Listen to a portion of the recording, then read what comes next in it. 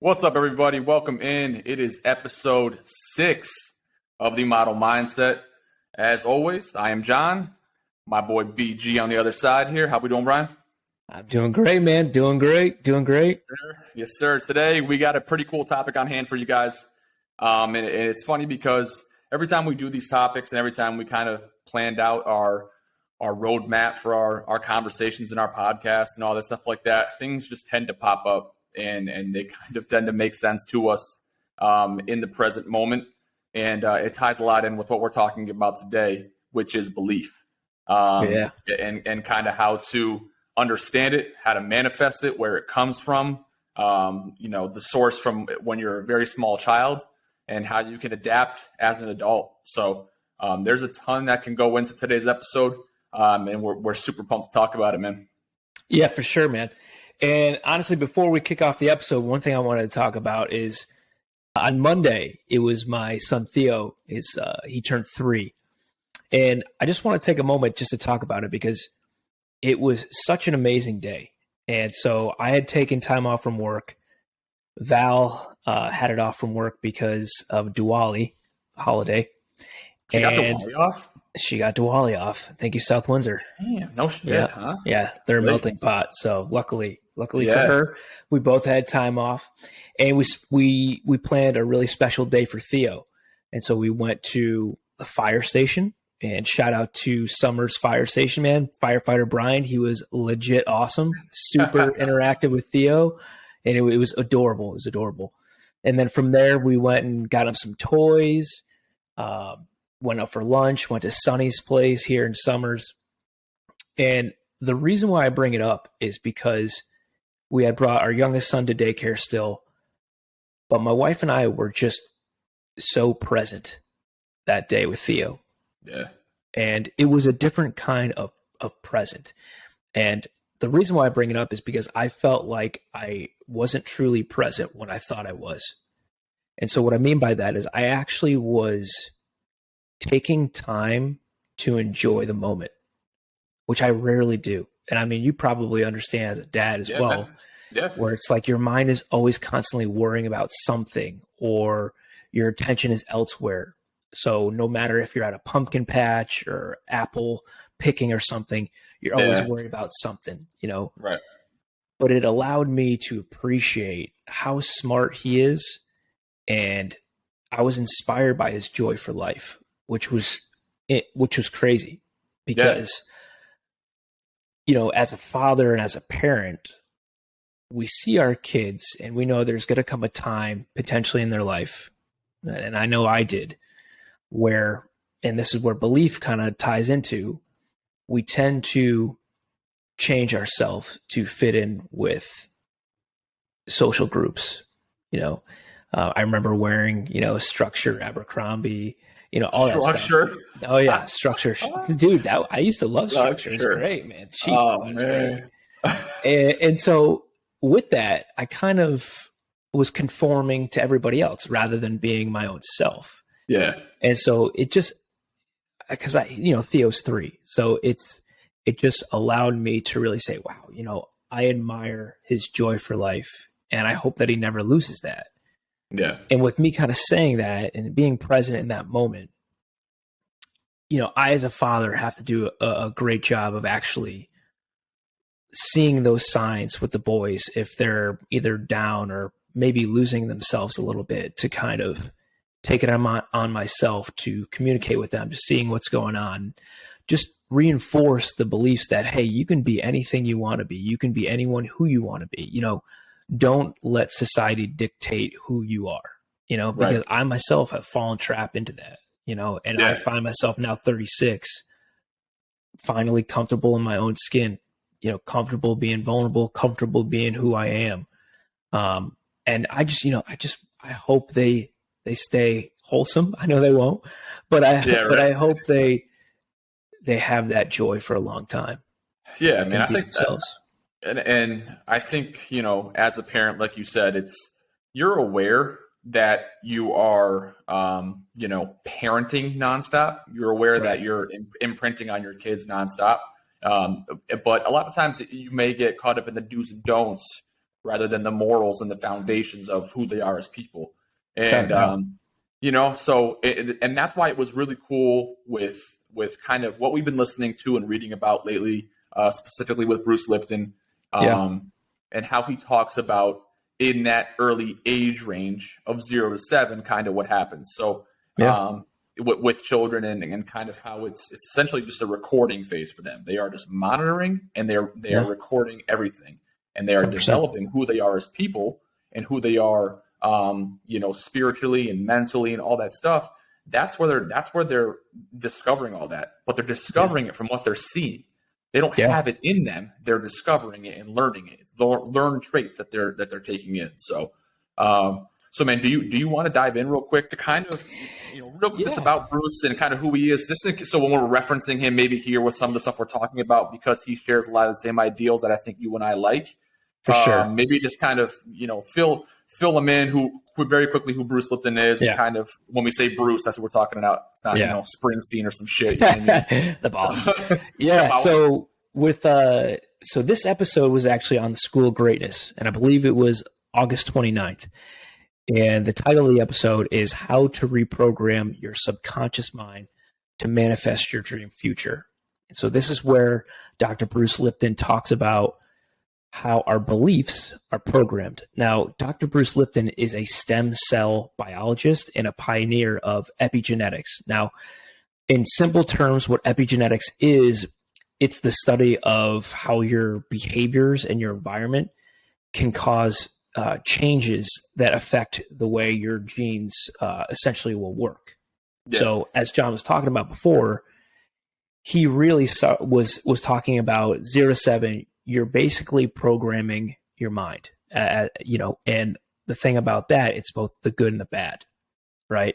And like you were talking about it, John, it's like a hard drive on a computer, right? Yeah, right. And so that means parents, community, friends, from that age of 0 to 7, like you're saying, they're just observing. It's like a video recorder when you're able to record moments or whatever.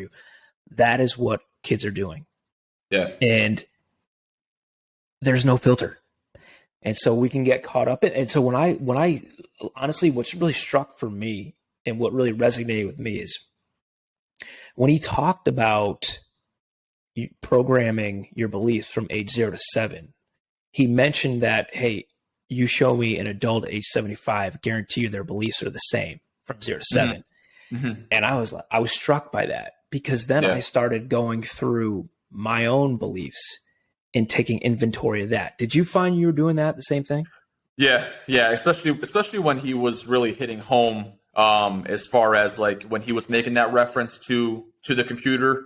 And he would say, it's, you have a computer, you buy a computer, it has a hard drive, but you have to install the software, right? Yeah. And you're going, so that's when I was like, all right, and you mentioned 0 to 7. And I'm like, all right, so like 0 to 7, like what was I doing then? Who was influencing me at that point? How are my parents, structurally in the home at that point? You know what I mean? How were my sisters, using them as a gauge? You know what I mean? Yeah. So like, there's so much that went into it that I could, think back or reference back to, and be like, okay, like that makes sense. That makes me understand my characteristics that I have now.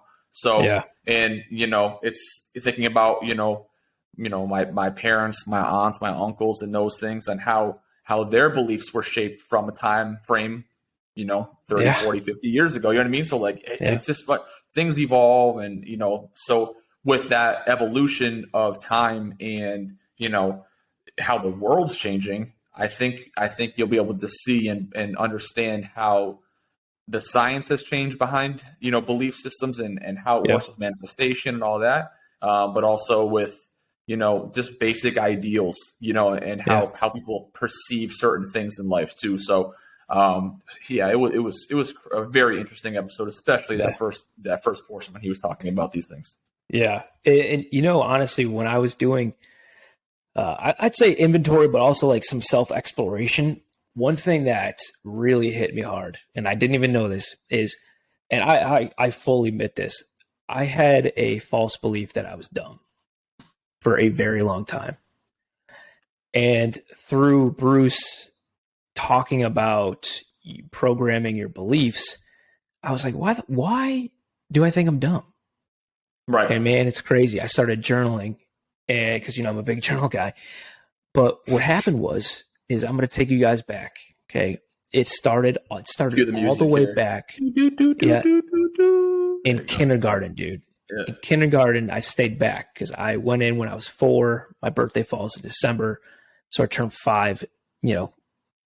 Through the school year, I was very reserved. I was super shy, and so I stayed back. So even then, I kind of started thinking that I was different, because I saw the same kids that I had last year.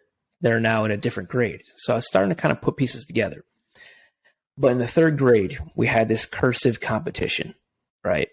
And now I knew that I had pretty good cursive. And so the competition was that the top 5 students in our class, now students in our class would do the voting, but we'd have to write this paragraph all in cursive. And then the top 5 people that had the best cursive, they would go get some extra computer time. And so now this was voted by our own classmates. So guess what? Because your boy finished in the top 5, I got to get some extra computer time, right? And the best part was I was with my best friend, Tommy, who was incredibly smart as well. But I was with the smart kids, man. And I was extremely proud. So as we went into the computer room, the teacher's kind of going over everybody. And she goes to me, Brian, she's like, Brian, wow, I was shocked you have good cursive. Now, as a kid, you could take that 2 ways. You could take it either as like, that's right, I do. Or you could take it the other way, which I took it as I didn't belong. Yeah, that teacher was shitting on you. Yeah, and I'm sure her intention wasn't that. Right, but exactly. That's shy. Exactly. Yeah. And so then it kind of just started, again, kind of reinforcing that I wasn't smart. Yeah. And then 5th grade, man. Okay, 5th grade hits, and I hated Catholic school at this point. I hated Catholic school. No offense against Catholic school. I'm sure they're all great, but I was not a big fan of this. In 5th grade, man, I hated going to school, but I would go. It was right after a weekend on Monday morning came, and I said to my mom, I don't feel good, which was bullshit, but I didn't want to go to school. So she's like, all right, stay home from school. Dude, I missed multiplication, but it was like,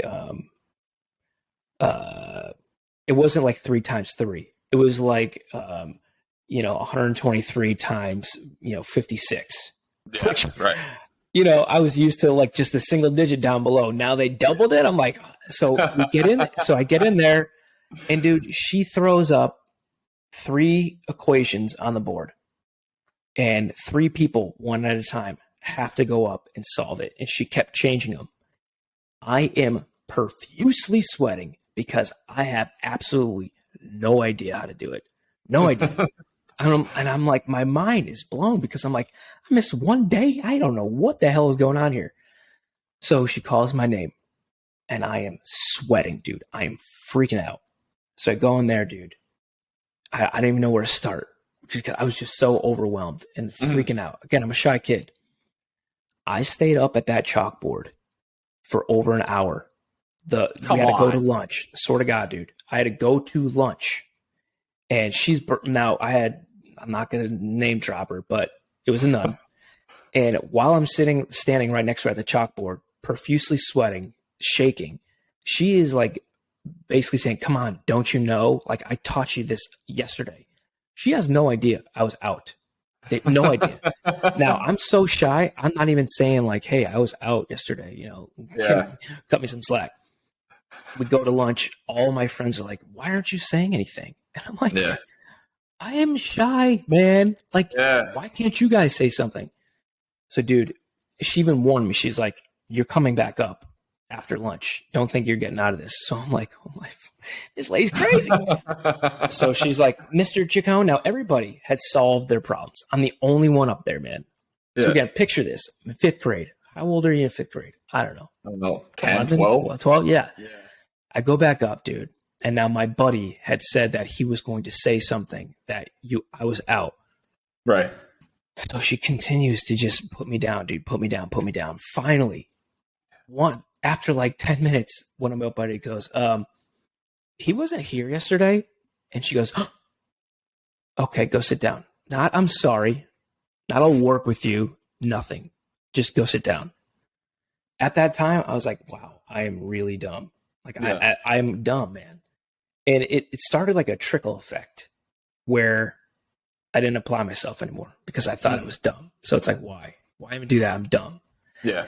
And I would get F's for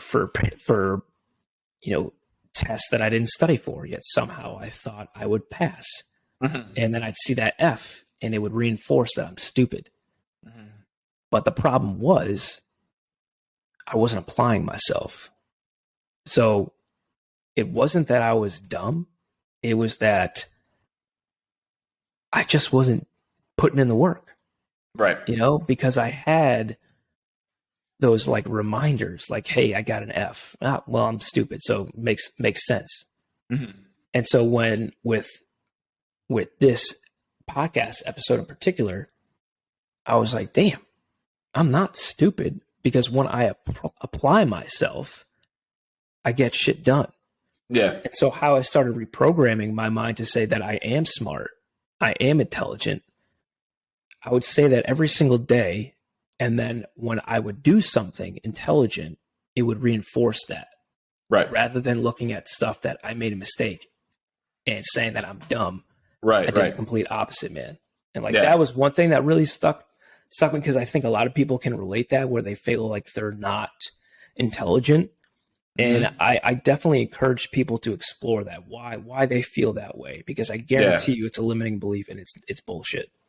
Yeah. I mean, the limiting belief stuff that comes from, I mean, everybody around you. And I forget the number he said. You might remember it, dude, but pretty much the percentage of people that negatively will impact your mind and give you a specific kind of mindset. I think it was around like 70 or 80%. Yeah, something like that. It was a high number, dude. And 80%. So something like that, yeah. And he was kind of talking about how we allow that to happen, and the question was, well, like, why can't you just overcome that, and why do those people have such a power over you when you should be able to have positive thoughts for yourself and feel good about yourself and all that, and it was simply just because that people who have that negative energy and are passing it on to you see it as a power and use it as a power, and you tend to accept that. And you as a person, if you don't have a strong will or strong, self-confidence and stuff like that, you tend to accept that. And you tend to have that be how you are, seeing and viewing yourself. So, what resonate with you? Like, was there anything that you were like, oh shit, this is something that resonated with me? Yeah, I think, I instead of seeing it as a viewpoint from when I was a child, I kind of was like, all right, well, what beliefs did I have growing up as like a young adult, right? Yeah. So like, did I have any of those that I've changed, in recent time or whatever? Because there's been a lot of change, with me personally lately, which I'm proud of. All for the good. Thank you, man. Yeah. Appreciate you. So it's like, all right, let me go that route then, because you probably can find things in the childhood, right? But what I was able to kind of realize in that thinking was, I used to think that self-employment and having your own either business, company, whatever it may be, was simply meant for people of skill or trade. And I'm now realizing that it can be made off of something that's based off of passion. And if you want something, you can build it. Right. And I would hear that before, and I'm like, that's bullshit. You know what I mean? Like, come on, like, what can you build? You know what I mean? Like, what can you really build out of nothing? What could you manifest out of nothing? Right. Like, you gotta be good. You gotta be good at something in order to build it. Right.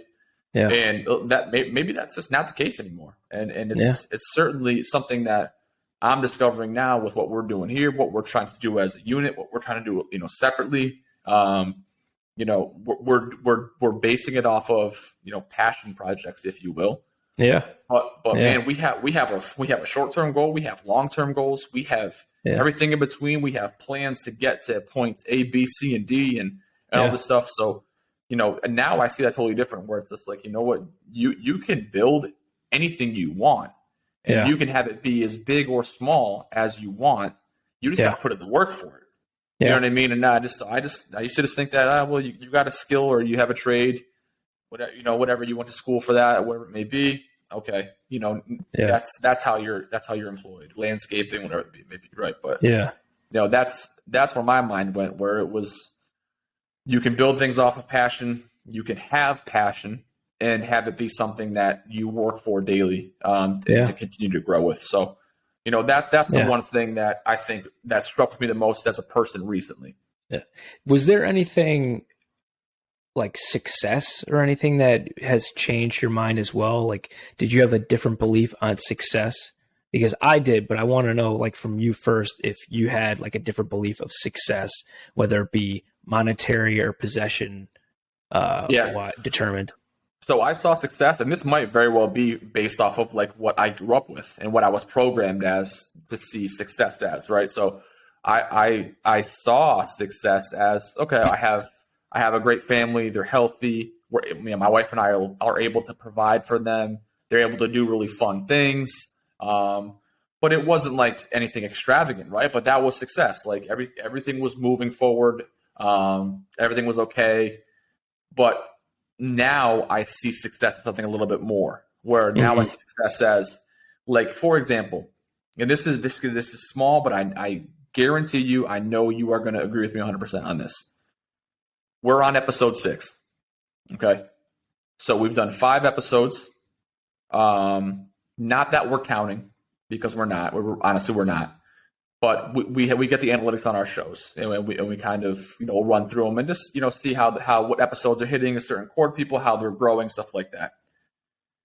What we're gauging our success off of is that one text a week, that one message a day that we get from somebody that's just like, hey man, listening to the pod, really enjoy it.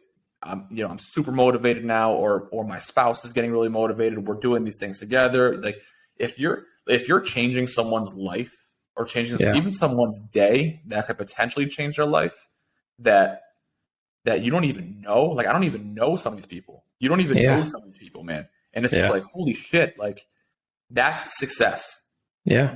That's success now. You know what I mean? Yeah. So I have a great family. We're able to provide for them. We have a great home and things like that. But it's like, now that I see and am working to build something for me and for us, I think when we get those messages and we see those comments and stuff like that, I'm like, dude, that gets me fired up more than if we have a bunch of hits on an episode, or whatever it may be, X amount of impressions on social media, whatever it may be. But like, shit, man, if someone can sit there and be like, hey, you kind of changed my life a little bit. Yeah. Like, because that's what we're striving for, man. We just want to be a positive light. We want to have some sort of positive impact. Yeah. And, I can relate to like that success because I believed success was you work for a healthcare company. Like your dad. You dress up. Like your dad. My dad. And you make a certain amount of money. Yep. Like my dad. Like your dad. That was my dad's belief. Yep. And I followed that. And I think that is something that a lot of people have to take a second to reflect on. Yeah. Is your vision of success truly your belief? Mm-hmm. Or is it one that you're following the footsteps? Right. Because I fell not victim, because it's definitely taught me a lot along the way, and I've gained a lot of skills because of it. Yeah. However, I'm now 36 years old, realizing that my father's definition of success is not mine. Yeah. My definition of success is, you take care of your family, but you've got to be happy. Yeah. Because there is no way I'm going to be at a job for 30 more years, sitting at a desk, doing this. Yeah. I just don't see it. I don't see it. My life is intended to be more. Right. And even with this podcast, man, it's like you're just talking about those texts that we get, it's meaningful. It is. It's saying that, hey, man, you're bringing some positivity in this world. Yeah. That's all what we're trying to do, man. And I think because we're able to be authentic, people are able to relate to us because, hey, we're not perfect. We all have trauma riddled past, but we're trying to create a better future. And also you can as well. Yeah. But listen, man, that pendulum swings the other way too, though. Like, 100%. Man, it can be dark too. And your perception of success, it may not be that middle ground or like, oh, it could be better. It could be dark and it can be bad. And you may not even have a vision for success because you never saw it or you never experienced it. And you grew up in a house that had, substance abuse or any kind of trauma in the home consistently growing up. Well, that's going to change your belief system as a person. And you're going to be reflective of that when you're 18, 20, 25, 30, and when you have relationships and how you treat your body and stuff like that. So that pendulum goes both ways. Yeah. But you are able to reprogram that. Yeah. And like you said, you would, when you were doing something that you thought was something intelligent or smart, you would give yourself that confirmation of that was a good move, that was smart, that was intelligent, right? Yeah. And repetition, man. Repetition. It's like any kind of workout, right? You're just working your brain out. And when you have, and the same thing goes for, if you have a negative thought on something, and for me, like what I was taking from a lot of the stuff that we're talking about with belief and stuff is you have a negative thought on something, anything, you immediately follow up with a positive thought and then overlap that negative thought with a positive thought. And that's training your brain to hide those negative thoughts, to keep those negative thoughts out, and to only consume positive thoughts and information.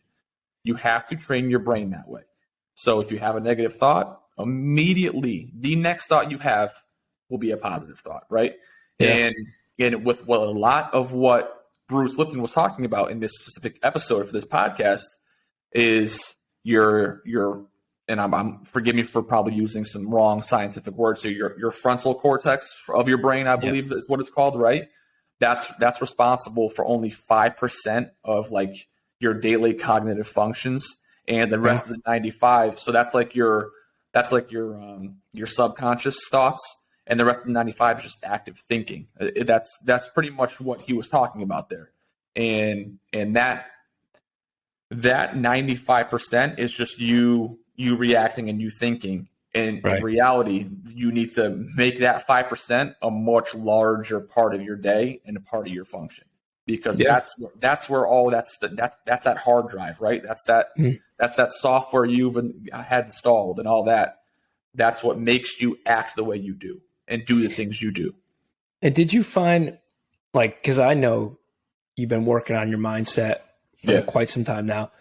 Did you find before you started cultivating this mindset that you had a lot of negative thoughts? It wasn't maybe or limiting beliefs. Honestly, it wasn't so much negative because I've never been a negative person. I really haven't. Yeah, I've never given it the attention. It was honestly the big reason why I got off social media. I was tired of the bullshit. You know what I mean? Yeah. I was tired of seeing negative, politics and social issues and stuff like that. I understand a lot of those things are important, but they're super divisive. And people were ruining relationships because of them, and it was just becoming a toxic environment. So I moved myself from that. Right? I don't want that. That's negative. Get it out of here. But I'm naturally kind of an introvert a little bit. I don't necessarily branch out as I'm trying to more now. But it's still my nature. It's just who I am. My beliefs were what they were. I don't think my beliefs so much as a whole have changed all too much because I've never allowed a negative in and never really let it affect my mindset. It's just kind of, you know what, that's your belief. Then you have that. I'm not letting it bother mine. But that's important, though. It is. It's important. And I'm lucky to have that. I think that. But that comes from my dad, though. I know that comes from my dad. And I get told that, like, you say that your father would have said that if he was here. That's exactly what your dad would have said. And it's like, and I know that's true, but I don't. But like it's talked about in the episode, you don't think that when you're saying you don't think that and say, oh, my dad would say this, I'm going to say it too, or he says I'm going to say it too. You say it, and then someone goes, your dad would have said that, and you go, oh shit, you're right. Yeah, because it doesn't register at that time. So think about that when people tell you you're like your parents or you're like this person or that person. Yeah, you're not meaning to be like them. You just are them. Your mannerisms, the way you act, the way you say shit, that's them.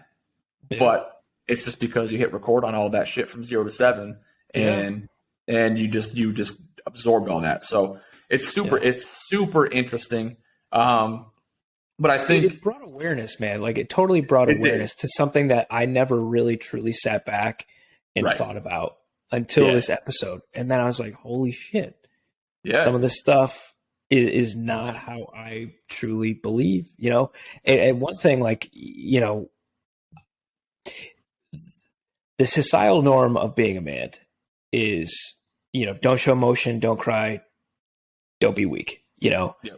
And I believed that I couldn't express my feelings or show my emotions because I would be weak. Yeah. And I do not stand by that at all. At all. Like I do not agree with that at all.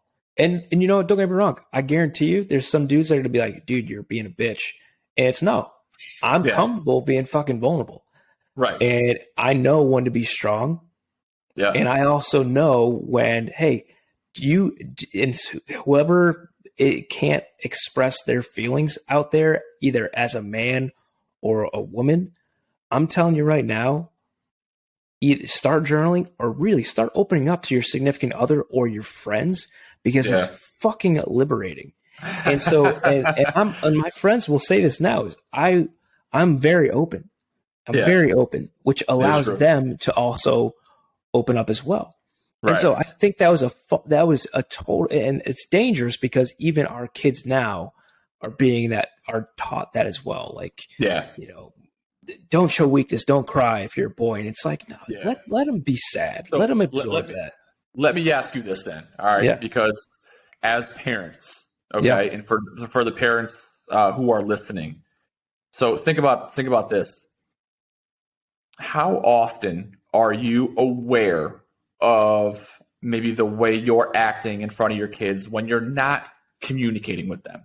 So like say they're just in the room and you're talking to somebody else or you're doing something else. Like how often are you aware of how you're acting? And then how often are you like seeing things in them that come from you? You know what I mean? So like, you know, it's crazy, right? Like think about that. Yeah. That happens all the time. You know what I mean? And like, you know, my girls are 4 and 6, and I'm seeing it a lot in Amelia now. She's 6. I'm seeing it a ton in her now, where she'll say something, and I'm like, damn, like that. Yeah, that's me. Yeah. That's me. Yeah. You know what I mean? Or she'll do some stuff, and it's like, that's you, Danny. You know what I mean? Like, and that's just, but like every kid has that, right? But it's not. It's not so much like a saying. It's like a personality trait, and you're like, oh my god, you know what I mean? So I know, like having my girls now, and you know, I try to, with more so Amelia, but, you know, and Danny and I had this conversation, and we actually had disagreements on this conversation, really healthy, good disagreements, but good disagreements. For example, you know, how open should we be with the girls, and how upfront should we be with them on certain things that are happening in the world? Because listen, whether they like it or not, they're in it. They're in it. You know what I mean? And it sucks, but they're in it, right? So, you know, stuff with you know, school shootings, stuff with social injustice. How much are we exposing our children to that, right? Right. And Danny and I kind of have discovered that they're being exposed to it, whether it's through us or not. So we made the decision together that we're going to be the ones who control that narrative and instill the correct beliefs that we believe are right with these issues. Yeah. For example, when things happened with George Floyd, I'm not going to make this a social thing. I'm certainly not going to.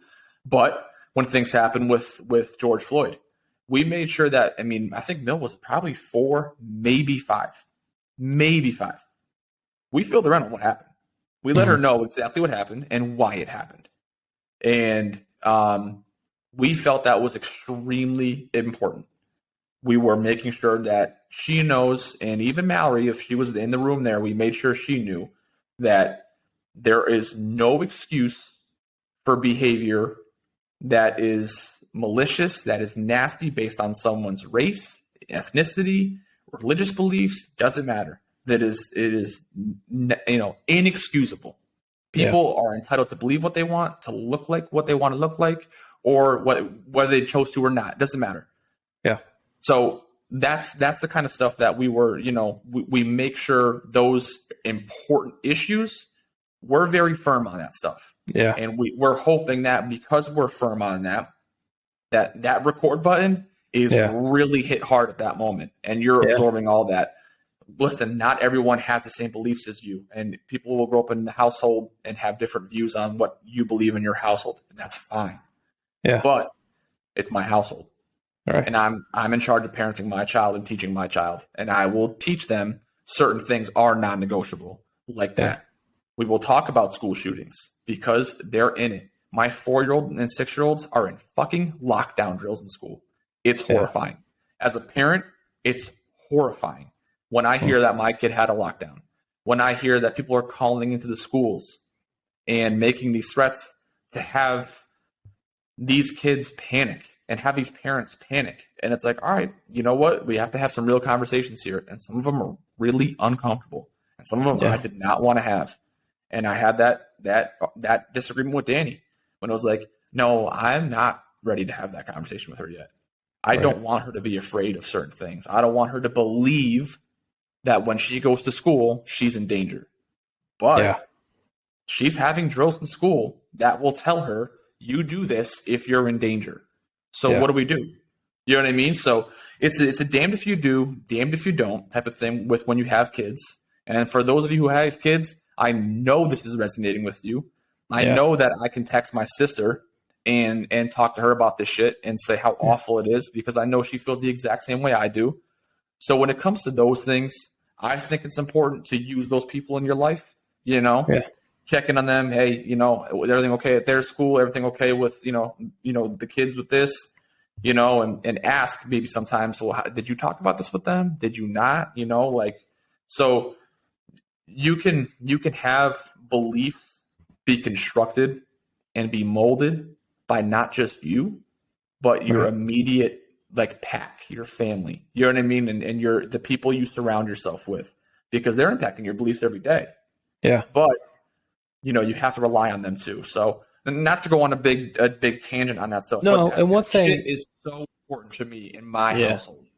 And rightfully so, man. 100%. Yeah. And did you find after you had that talk with Mill about the school shooting stuff, did you find that she was fearful of going to school, or there was any hesitancy, or no? No, and it almost made me feel worse. Yeah. It almost, you know what I mean? It almost made me be like, damn, you don't understand kind of thing. You beautiful, innocent little kid. You just don't get it. You know what I mean? Yeah. And that's fine. Yeah. But it makes me want to talk to their teachers. Like, what's your plan if this shit happens? You know what I mean? Because she understands and she asks questions, and she knows why things are happening now more than she did then. When it happened last week and she went through that stuff, she knows. You know what I mean? And Danny told her flat out in the car, we were there. She knows why that stuff happens. But I want them to ask questions though, because if we're making the effort to have the conversation, because that shows me that she is hitting record, and that she is learning these things, and that these trained behaviors and these beliefs are kind of sticking. So I would want more questions sometimes than maybe I'm comfortable with, but how do you handle the boys and stuff? With you and Val, I know they're just coming of that age now, Theo, you just turned 3, so with them, are you kind of in that same boat where you're kind of like more aware of like the things you say and how you act now that they're fully understanding a lot of that? Yeah, I mean, that's a good question. So this definitely has brought more awareness for sure. Yeah. And one thing that I've noticed with Theo is Val and I, we tend to raise our voice when Theo may be misbehaving or not listening. Mm-hmm. Right. We all know as parents, is that really effective? Not really. Mm-hmm. But what I've noticed that Theo has taken on is that when he does not like something or doesn't agree with what we are saying, he will yell or he will say, "Stop it, mommy," or "Stop it, daddy." Mm-hmm. Yep. And it's just kind of showing you that, hey, he's copying your behavior. Oh man, it's so like, true. if you are going to yell at me, I'm going to yell at you. Yep. So that's just like a slap of reality in your face where it's like, hey, Mm-hmm. these kids are so impressionable that they're hanging on to everything. I mean, Right. I'm not perfect, man. I said shit the other day, and what do you think Theo said? Shit. Val Yep. said something the other day, said shit face or something like that. And he said, so I mean, it's like he doesn't know what that means, but we're like, Right. oh boy, it just shows you how you truly have to be aware. And I think that is what really resonated with me is, not always focusing on them specifically what I'm saying, but my behavior. Just really being aware of where the boys are, conversations that I'm having with friends and stuff. So 100%, man. 100%. And it's cool that, I mean, listen, you're diving into this new journey now with the EMP, and like, man, I can't wait. I can't wait to one day like hear like about a conversation you had with the boys about that stuff. Like in a few years when this thing is really rolling and super successful, like we both know it'll be, it's like, man, you're gonna have like these awesome conversations with your boys, and it's that's going to be the most fulfilling part of your life, because like I know for me, man, like when as my relationship and as I got older, my relationship progressed with my dad to the point where it was like we were friends more than he was my dad. You know what I mean? So it was like 100%. Like, and you, because you share those beliefs and that's where you got them from. So like you can relate on such a large scale. And with what you're doing too, it's going to be so interesting because you're teaching them like maybe these like more unique things that not every dad will teach their son. You know what I mean? So like 100%. Super cool, man. I can't wait to hear about those conversations. That's going to be really cool. Yeah. Honestly too, it's really, again, I keep saying awareness, but it's really making me kind of pick up on who they are as human beings, but also making sure that I lead by example. And again, I'm not perfect by any means, but nobody is, right. My values are always going to be my family, communication, and authenticity. Yep. And as long as I carry myself with those three values on a daily basis, I feel that they will be raised as good boys, good and to men, which, of course. Hopefully your daughters would want to marry. Not that they will, but I'm saying like, hey, they're good guys. You know what I mean? So listen, with this now, right? So we're doing our best as parents now and as people in general, right? We're like with what we're doing here, like we can certainly be impacting someone's belief system, like that's the goal of this episode, right? Like we're trying to maybe see, if we can help somebody along or whatever like that, maybe understand something they may not understand now. But with what, like in the last, I think 6 months to a year, for you personally, I know you've really put it into fifth gear now and you've changed for sure. You've become more comfortable in yourself. Like you said, you've discovered beliefs about yourself, changing and things like that. Mm-hmm. Were there certain things, I know you mentioned journaling and stuff like that. Are there other things that you do on either a daily or regular basis that will help you retrain your brain and kind of, maybe alter your belief systems or, how you envision maybe helping people like with the EMP and stuff with that kind of like, how would you suggest or how do you retrain and alter your belief system? Well, I think the first thing you definitely would have to do is take inventory of your beliefs. Anything that maybe is a limiting or negative belief, I would definitely write that down and explore that. because honestly, when you do start to write that down, and for me, it was, why am I dumb? And I was able to peel back those layers to figure out that it's all started with teachers. And then it kind of snowballed into, later in life where I wasn't applying myself. And it wasn't that I was dumb. Again, it was just that I wasn't applying myself, but I was getting these F's and it was reinforcing that false belief. So you would want to take inventory of those beliefs, if you will, and then really question them. Are those your beliefs? Yeah. Are they somebody else's beliefs? Where did that come from? So another thing about, like we talked about, success, money, a big one is your work ethic. Are you copying the work pattern of perhaps maybe your father or your mother, where you're almost maybe neglecting a part of either your family or maybe even yourself? And what I mean by yourself is your health. Yeah. Okay. So maybe you're putting a lot of hours in with work, but your family's suffering and your health is suffering. Take a look at where that work ethic came from. And if it is a pattern from maybe your father or your mother, take a step back and say, okay, it's time to reassess, because this is how my work ethic should be. Draw a line in the sand, be more aware of your behaviors. Yeah, for sure.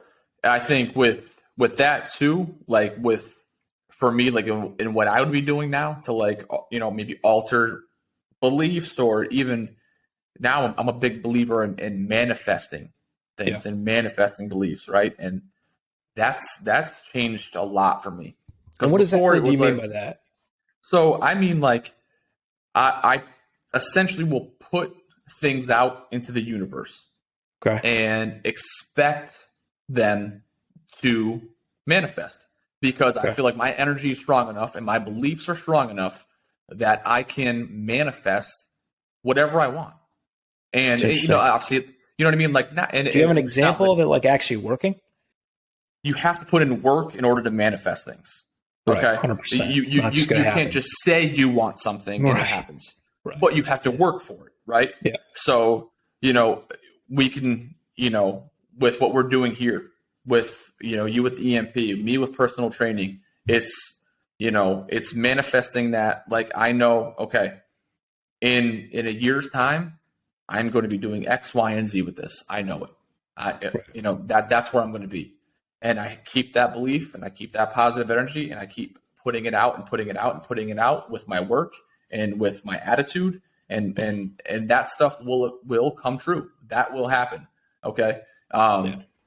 That's what I mean by when I say, when you manifest things. You manifest things by putting it out there, putting in the work, and it comes full circle and comes back to you. So I'm glad you made that distinction too, of you can't just kind of wish. You can't be wishful thinking. No, exactly. Yeah. I'm not going to manifest I'm going to win the lotto. That should, that's not what it is. That's not manifestation, right? You know what I mean? So like, and it's now being scientifically proven. You know what I mean? Like, manifestation is being scientifically proven that, when, people will get EKGs and you'll get the electrodes and stuff on your head, and it measures your brain frequencies and all that stuff, right? But now they're discovering that there's magnetic, forgive me for not remembering the exact term, but there's fields around you outside of your being that can be measured now from you, right? So what makes you think that like only animals or only other living organisms can be altered by the environment? You know what I mean? And by what's brought to them. Yeah. You are as well. You know what I mean? So like, your energy and all that, you manifest all that. And a lot of that is through your beliefs. You have to have a strong belief system, and you have to know what you believe. Like you said, take inventory of what you believe, eliminate the bad, bring in more good. All that stuff it's super important. So, it's all part of having the right mindset to want to alter all of this, though. None of this just happens. And there's one other thing that I want to touch on too, with reprogramming as well. Please. Yeah. And it's you have to love yourself. No doubt. And what I mean by that is the 80% of people do not love themselves. When I heard that stat, I was like, damn, people are pretty hard on themselves. But what happens is they hold on to the past, whether it be a lot of trauma that they grew up with, whether it be certain instances, but they don't allow themselves to let me rephrase this. I don't know if they're not capable or not, but they don't love themselves. And in order to love themselves, you really have to let go of the past. Yeah. And I think that really helps to focus on really improving your self-love when you start to really reprogram your beliefs. So taking inventory, why don't you love yourself? Figure that out. Did it happen with childhood from a parent or something? Was it from a broken relationship? Discover that. Realize that you need to let go of that. Figure out that, hey, if you have some ownership in that, take responsibility and then kind of move on. But you need to. And with the self-love portion of it too, though, it doesn't have to be a negative thing. It doesn't have to be. You don't have to have trauma to not have self-love. Yeah. You could be the type of person who always puts other people first, or you take care of your pet or your inanimate objects more than you take care of yourself. Take note of that. Why are you not prioritizing yourself? It's not being selfish. It's loving yourself and taking care of yourself. They're very different things. Yeah. Selfishness that's not the definition of what being selfish is. So and everyone is capable of love. Everyone deserves love, but you have to start with yourself. You have to start yourself, because what's going to happen is when you do meet someone, or when you do have someone, whether you're married to or you're in a relationship with, it's almost like you're gonna say, how could they love me when I'm not worthy of love? And it's like, stop sabotaging yourself. Figure out where that is coming from, where you don't love yourself. Right. And I will always say, explore that, because that is some raw emotion that I know men certainly tend to avoid. Yeah. And it's liberating actually when you do discover it. There's a lot of emotion in there. It will unpack a lot. Right. But when you actually explore that, man, it is like a weight has been lifted off your shoulders. Yeah. You are more comfortable in your own skin. Yeah. And I find my relationship personally has improved as well. And my self-love for myself definitely increased as well. Yeah. Yeah. You once you find where you're comfortable with yourself, you're sticking to your core beliefs and your values. That's the sweet spot, right? You got to work away from that self-loathing, down in the dumps, that kind of mindset. You can't be a conceited prick either, right? You can't love yourself to the point where no one wants to be around you because you're just annoying. You know what I mean? But 100%. Find that sweet spot where it's just you and your belief system, and you're true to it. You're true to who you are. People accept it or they don't, and that's fine. But that's that sweet spot. And when you're in that sweet spot and you feel good about what you're doing and you feel good about who you are, it's contagious. I firmly believe that. Again, that's kind of like that. Put that energy out there. That energy can be contagious, So bring that in. Surround yourself with those people. I think what we talked about in the first episode. Surround yourself with like-minded people, and then your belief system will be strong. It'll be real. It'll be something you can rely on. But it's always something you can change and always something you can alter, because you're going to take in new information and you're going to learn new things. And that's when you have to be comfortable being on the move a little bit and being a little more fluid too. So I think, man, overall, once you hit that sweet spot, you are so comfortable in your own skin. You have it made to accomplish and succeed whatever you want. Yeah. And before we wrap up, and I'm going to ask a question at you too, but it's just steps for the audience to kind of take away. I would first recommend just really exploring those maybe limiting beliefs, figuring out where they came from, and then seeing if you actually jive with those. Yeah. And if you don't, really start focusing on reprogramming your mind And how to go about doing that is, again, if you have a false belief that you're dumb, start saying that you're smart. I am smart. Something simple as that. It's repetition. Yeah. Keep looking for those stuff. But the question that I want to ask you, John, is what good traits would you say that you have in your life that you got from maybe your mom and your dad? Good traits. So my, like I kind of referenced before, I'm very much like my dad. I'm very much like my dad. My dad was very much known for giving everybody the benefit of the doubt, not being judgmental, kind of just accept people for who they are and not taking it anything more than that, So, I don't let things bother me. He was very similar, Yeah. I don't let other people's emotions affect my emotions. I'm super lucky to have that personality trait. But I am often reminded that came from Pops. Awesome. So yeah, that's certainly something that I know that I love that I have, and what about your mom? Who I got it from. My mom is, aside from the OCD that she gave me, that can't be a crooked fucking frame in the house. Respect to Grace. Right. She's a rock. She's strong as hell, man. And she's good at holding it down when shit gets tough.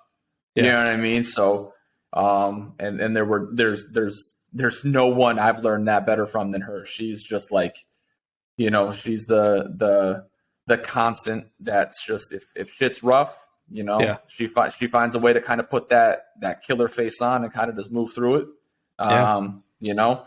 But also,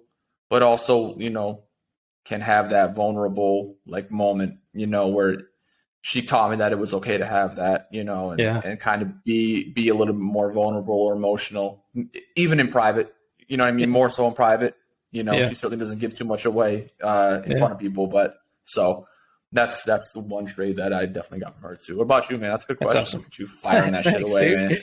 Man. Getting me all sentimental here. Grace, you gotta be fucking listening. Jesus. I know. Let's see here. I would say for my mom, it would be the belief that humor can make a person's day.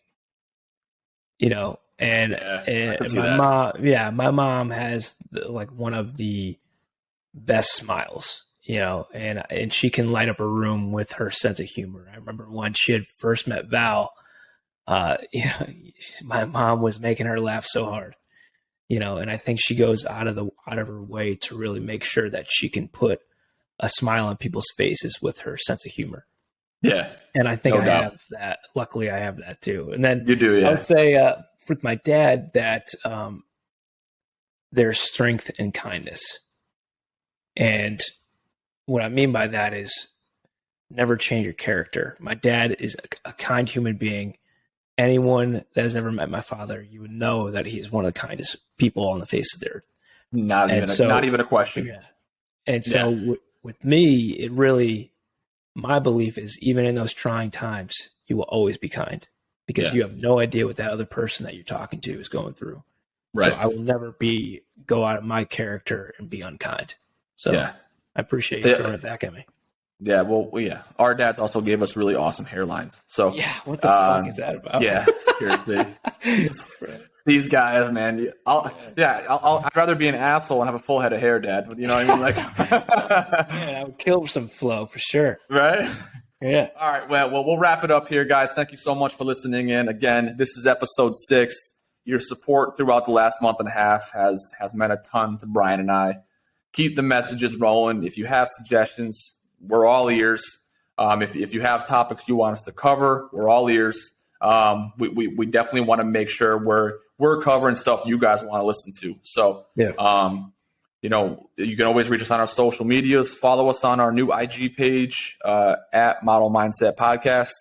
And we will catch you guys next week.